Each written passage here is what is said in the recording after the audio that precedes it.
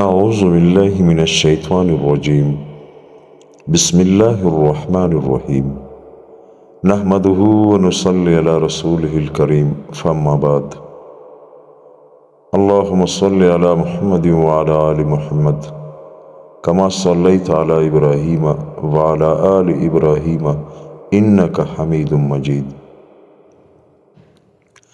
دوستو، حضرت علی رضی اللہ تعالیٰ عنہ کا ایک ایسا واقعہ آج انشاءاللہ آپ کو سناؤں گا کہ شاید آپ نے پہلے سنا ہوگا یا نہیں۔ ایک ایسا واقعہ ہے دوستو کہ جس کو دیکھ کر ایک کافر اسی جگہ پہ مسلمان ہوا۔ دوستو، مسلمانی وہ ہے جو آپ کے کردار سے، آپ کے اخلاق سے، آپ کے کاروبار سے، آپ کے لباس سے، آپ کے اخلاق سے لوگوں کو متاثر کرے، لوگ اس سے متاثر ہو۔ مسجد کے اندر تو سبھی مسلمان ہوتے ہیں، ایک ہی امام کے پیچھے نماز پڑھتے ہیں، ایک ہی اللہ کو سجدہ کرتے ہیں، لیکن جب مسجد سے باہر نکلتے ہیں تو مسلمانی کا پتہ چلتا ہے کہ مسلمان اپنے ایمان میں کتنا پکا ہے، اس کے پاس ایمان ہے یا نہیں۔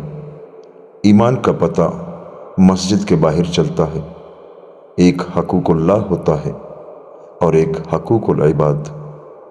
حقوق اللہ یعنی اللہ نے ہم پر جو عبادات فرض کیے ہیں ان کو ادا کرنا، ان کو حقوق اللہ کہتے ہیں۔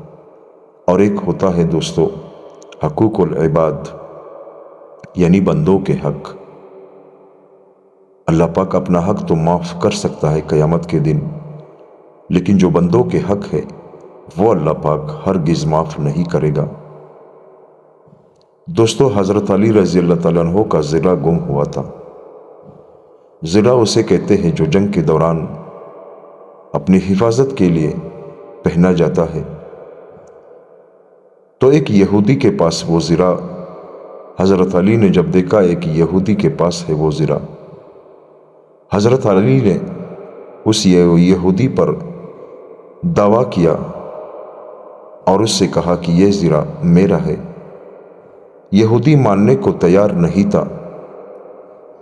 تو جو وقت کا قاضی تھا اس کے پاس کیس آیا۔ قاضی نے دونوں کو، حضرت علی رضی اللہ تعالیٰ عنہ اور اس یہودی کو، ایک دن کا موقع دیا کہ کل میرے پاس آ جانا، تم دونوں کا فیصلہ میں کرواتا ہوں۔ جب صبح حضرت علی رضی اللہ تعالیٰ عنہ قاضی کے پاس آئے تو قاضی صاحب اپنے یعنی ایک جھونپڑی میں بیٹھے ہوئے تھے۔ حضرت علی قاضی کے سامنے کھڑے ہوئے تو قاضی کا جو جھونپڑی تھا وہ تھوڑا چھوٹا تھا، اور حضرت علی رضی اللہ تعالیٰ عنہ سائے میں کھڑے ہوئے۔ کچھ دیر بعد وہ یہودی آیا۔ یہودی حضرت علی رضی اللہ تعالیٰ عنہ کے پیچھے کھڑے ہوئے تو وہ دھوپ میں کھڑا تھا۔ قاضی نے حضرت علی رضی اللہ تعالیٰ عنہ سے فرمایا کہ حضرت علی، اس کافر کو اپنے ساتھ کھڑا کرو تاکہ یہ بھی سائے میں کھڑا ہو جائے۔ اگر یہیں پہ جگہ نہیں ملتا اس کو تو پھر آپ بھی دھوپ میں جا کے کھڑے ہو جائے، تاکہ فرق نہ ہو کہ اس آپ دونوں کا ہے، آپ دونوں کا فیصلہ چل رہا ہے، یا دونوں سائے میں کھڑے ہو جاؤ یا دونوں دھوپ میں کھڑے ہو جاؤ۔ تو حضرت علی رضی اللہ تعالیٰ عنہ بھی دھوپ میں کھڑے ہو گئے۔ قاضی نے حضرت علی رضی اللہ تعالیٰ عنہ سے فرمایا کہ آپ کا اس کافر کے خلاف کیا مقدمہ ہے؟ حضرت علی رضی اللہ تعالیٰ عنہ نے فرمایا کہ اس کے پاس جو زرہ ہے وہ میرا ہے۔ قاضی نے کہا کہ آپ کے پاس اس کے کوئی شاہد، کوئی گواہ موجود ہے؟ تو حضرت علی نے کہا کہ جی، میرا بیٹا حضرت حسن رضی اللہ تعالیٰ عنہ اس میں میرا گواہ ہے۔ قاضی نے کہا کہ وہ تو آپ کا بیٹا ہے اور آپ کے حق میں اس کی گواہی قبول نہیں ہوگی، اس کے علاوہ اگر کوئی دوسرا گواہ ہے تو اسے پیش کرو۔ تو حضرت علی رضی اللہ تعالیٰ عنہ نے کہا کہ میری بیوی حضرت فاطمہ رضی اللہ تعالیٰ عنہ۔ قاضی نے کہا کہ اس کی بھی آپ کے حق میں گواہی قبول نہیں ہوگی، کیونکہ یہ دونوں فرد آپ ہی کے گھر کے ہیں، آپ ہی کے گھر کے ہیں۔ اس کے علاوہ اگر کوئی دوسرا آپ کے پاس گواہ ہے تو اسے پیش کرو۔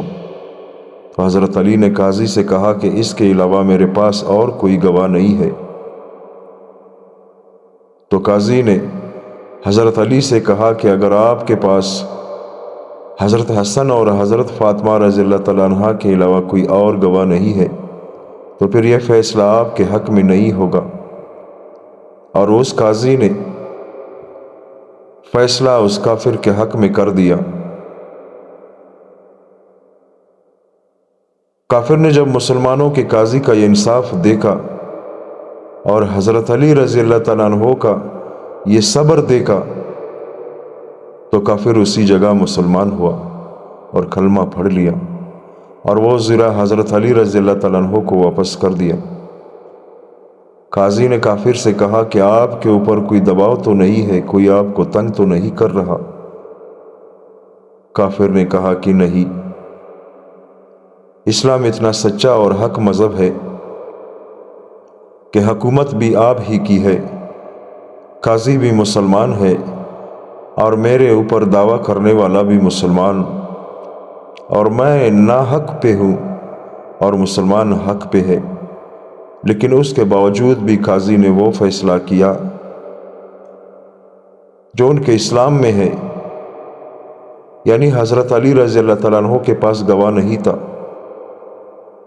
حالانکہ جو زرہ میرے پاس ہے وہ حضرت علی رضی اللہ تعالیٰ عنہ کا ہی ہے۔ اسلام اتنا سچا مذہب ہے تو میں آج ابھی اور اسی وقت کلمہ پڑھتا ہوں۔ وہ کافر حضرت علی رضی اللہ تعالیٰ عنہ اور وقت کے قاضی سے متاثر ہوا اور اسلام قبول کیا۔ دوستو، مسلمان اس کو کہتے ہیں کہ آپ کے اسلام سے کوئی متاثر ہو، آپ کے ایمان سے متاثر ہو اور وہ اسلام کا عزت کرے، اسلام کا ادب کرے اور مسلمان ہونے پر وہ مجبور ہو جائے، اس کو مسلمانی کہتے ہیں میرے بھائی اور دوستو۔ یہ جو آج کل ہماری مسلمانی ہے، اللہ معاف کرے، کیونکہ اللہ تعالیٰ قرآن پاک میں فرماتے ہیں فی سلم کافہ، یعنی اسلام میں مکمل داخل ہو جاؤ۔ مکمل داخل ہونے کا کیا مطلب ہے میرے بھائیوں؟ یعنی آپ کے جو عادات ہے، آپ کی جو روز مرہ کی زندگی ہے، آپ کی جو دکانداری ہے، آپ کی جو زمینداری ہے، یعنی آپ کے زندگی سے جو بھی وابستہ ہے وہ سارے اسلام ہی کے طریقے پر ہو، اس کو جو ہے مکمل اسلام کہتے ہیں۔ آپ کے فیصلے قرآن پہ ہو، آپ کا کاروبار قرآن کے مطابق ہو، آپ کی زندگی قرآن کے مطابق ہو، آپ کا پردہ قرآن کے مطابق ہو، آپ کا اخلاق نبیوں کے اخلاق کے مطابق، قرآن کے مطابق، اللہ نے جو فرمایا، جو اس کے نبی نے فرمایا، اس کے مطابق آپ کا اخلاق ہو، اس کو مکمل مسلمانی کہتے ہیں۔ اس کو وہ مکمل مسلمانی دوستوں نہیں کہتے جو کہ آج کل ہم کر رہے ہیں، کہ مسجد کے اندر تو مسلمان ہے اور مسجد کے باہر جب آ جاتے ہیں تو پھر ہمیں وہ نماز یاد نہیں رہتی۔ نبی کریم صلی اللہ علیہ وآلہ وسلم نے فرمایا کہ جس کو اس کی نماز نے گناہ سے نہیں روکا، اس کی وہ نماز قبول نہیں ہوئی۔ یعنی آپ اللہ کے سامنے سجدہ کرتے ہو، مسجد میں نماز پڑھتے ہو اور آپ کی وہ نماز آپ کو گناہ سے روک نہیں رہی، تو آپ سمجھ جاؤ کہ آپ کی وہ نماز قبول نہیں ہوئی۔ آپ نماز کو اچھی طریقے سے سیکھو۔ نماز میں آپ اللہ سے کیا کہتے ہو کہ یا اللہ ہم وہی کریں گے جو آپ کے نبی نے کیا جو آپ کہتے ہیں، اسی کے بعد ہی اللہ تعالیٰ کا پھر وعدہ ہوتا ہے انعمت علیہم غیر المغضوب علیہم ولا الضالین۔ ہم اللہ تعالیٰ سے نماز میں کیا کہتے ہیں، اللہ سے کون سا وعدہ ہم کرتے ہیں، اور اس کے بعد مسجد سے باہر آنے کے بعد ہم یہ بھول جاتے ہیں کہ نماز میں ہم نے اللہ سے کیا وعدہ کیا۔ ہم نے اللہ سے یہی وعدہ کیا کہ یا اللہ عبادت کے لائق صرف تیری ذات ہے، تیرا کوئی شریک نہیں، نہ تو کسی سے پیدا ہوا ہے نہ کوئی تم سے پیدا ہوا ہے، یعنی ہر عیب سے میرے اللہ آپ پاک ہو۔ آپ کا جو حکم ہے اسی حکم پر ہم اپنی زندگی گزاریں گے۔ جب مسجد سے ہم باہر نکل جاتے ہیں تو پھر بھول جاتے ہیں کہ ابھی مسجد کے اندر اللہ سے ہم نے کون سا وعدہ کیا، اس وعدے کو ہم مسجد سے نکلنے کے بعد بھول جاتے ہیں۔ دوستو، اللہ تعالیٰ ہم سب کو ان باتوں پر عمل کرنے کی توفیق عطا فرمائے۔ مسلمانی بہت ہی آسان ہے اور بہت ہی مشکل بھی ہے۔ آسان ان لوگوں کے لیے ہے جو اللہ کے ہو جاتے ہیں، اور مشکل ان لوگوں کے لیے ہے جو منافق بن جاتے ہیں۔ مسجد کے اندر مسلمان ہے اور مسجد کے باہر منافق ہے۔ دوستو، اللہ تعالیٰ سے دعا کرتے ہیں کہ اللہ ہم سب کو نیک عمل کرنے کی توفیق عطا فرمائے۔ آمین ثم آمین۔